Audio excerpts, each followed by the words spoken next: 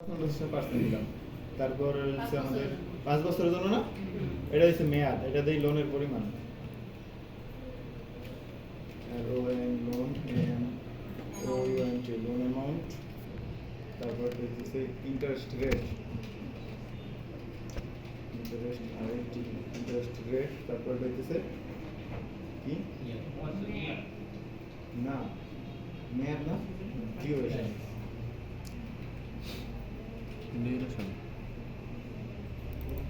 এবার বুঝতে পারছেন কি কি এনে লোন, কত টাকা লোন নিছি, ইন্টারেস্ট রেট, আর হইতেছে ডিউরেশন, মানে কত বছরের জন্য লোনটা নিছি। 5 ইয়ার দিবেন না, মান্থ 22 করবে। হ্যাঁ, এই তো বছরের জন্য এখানে যা বলাই থাকবে যে অন্যটার ভিতরে এটা বছর ধরে নেবেন। মাস দিলে তো 5 মাসের জন্য 5 লাখ টাকা লোন নিলে তাহলে ওটা অন্য হিসাব, অন্যভাবে হিসাব করতে হবে। আগে বছরটা দেখেন, বছরে থাকলে কিভাবে মাস শেষে কত টাকা লোন হবে এটা বের করবেন। এটার জন্য একটা ফর্মুলা, ওই ফর্মুলাটা একবার শিক্ষা দেবেন, একদম সহজ ফর্মুলা, একদম ছোট। প্রথমে ইকুয়াল দিবেন, ফর্মুলা লিখতে হলে ইকুয়াল দিতে হবে, তারপর পিএমটি, এইটা হচ্ছে ফর্মুলা। এই ইএমআই ক্যালকুলেটর সুদ বের করার ফর্মুলা, মাস শেষে কত টাকা লোন আপনার যে কিস্তি আপনার দিতে হবে এটা বের করার ফর্মুলা দিয়ে পিএমটি, তারপর ব্র্যাকেট দিবেন। এখানে কি আছে? রেট। এটা হলো সিনট্যাক্স। এই যে আমি বলছি না এখানে যেটা দেখা এটা সিনট্যাক্স। এই সিনট্যাক্স দেখে দেখে আপনি এই ফর্মুলা সমাপ্ত করবেন।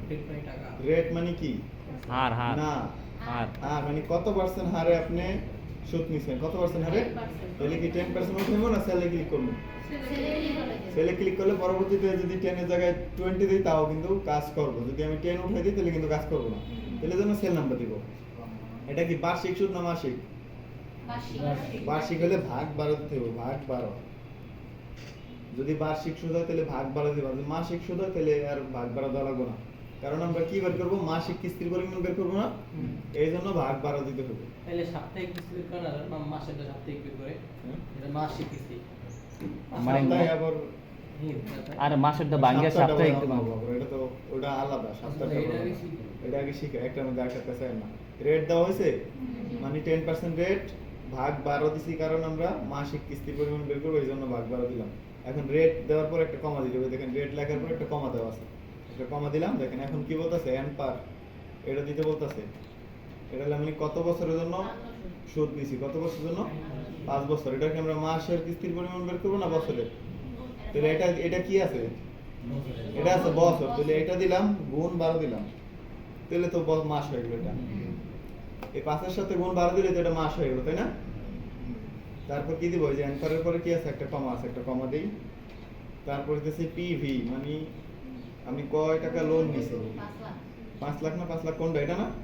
এটা দেওয়ার আগে একটা মাইনাস চিহ্ন দিবেন, কারণ এটা আপনি ঋণ না, এটা তো আপনি ঋণ, এই জন্য একটা মাইনাস চিহ্ন দিয়া। কোন নিচে?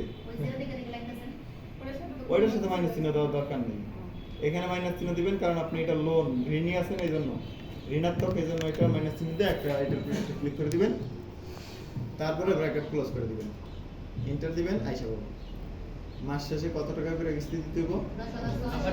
623। আর এটা কি আসছে? ইউরো আসছে না? এই ইউরো সাইন চেঞ্জ করা যাবে এখানে ক্লিক করে। এখানে আপনি চাইলে বাংলায় টাকা লিখতে পারবেন অথবা বিডিটি লিখতে পারবেন। এটা দেখেন কিভাবে, এটা এই সেলে ক্লিক করবেন, তারপর কন্ট্রোল 1 প্রেস করে ফরম্যাট সেলে চলে যাবেন। তারপর এখানে কি দেওয়া আছে? কারেন্সিতে আছে না? এগুলো তো কারেন্সি, তাই না? টাকার জন্য, এই জন্য কারেন্সিতে অটোমেটিক ক্লিক করা আছে। এখানে কি সিম্বলে কোনটা দেওয়া আছে? ইউরো নাকি এটা? এখানে এরাতে ক্লিক করবেন, এখানে দেখবেন আরো অনেকটি আছে, পাকিস্তানি, রাশিয়ান, দেখছেন? এই জায়গায় যাইতে হবে আমাদের কোনটা? বাংলাতে বিডিটি না, একদম নিচে মনে হয় বিডিটি আছে। আরে ব্যায়ামগা তো নিচে রাখছে। টাকা কইছেন দেখুন, এই যে বাংলা, এটা দিয়ে দেন। এখন এই যে টাকা দেখাবে লাস্টে, স্যার দাদা নিচে আবার বিডিটিও আছে। এই বাংলা টাকা নাও থাকতে পারে, বুঝছেন? দুইটা বাংলা টাকা না থাকলে বানান যায় আবার। এখানে এই জায়গায় বিডিটি যদি আপনি দিতে চান, দূর বিডিটি কই গেছে? এই যে পাইছিল বিওডি,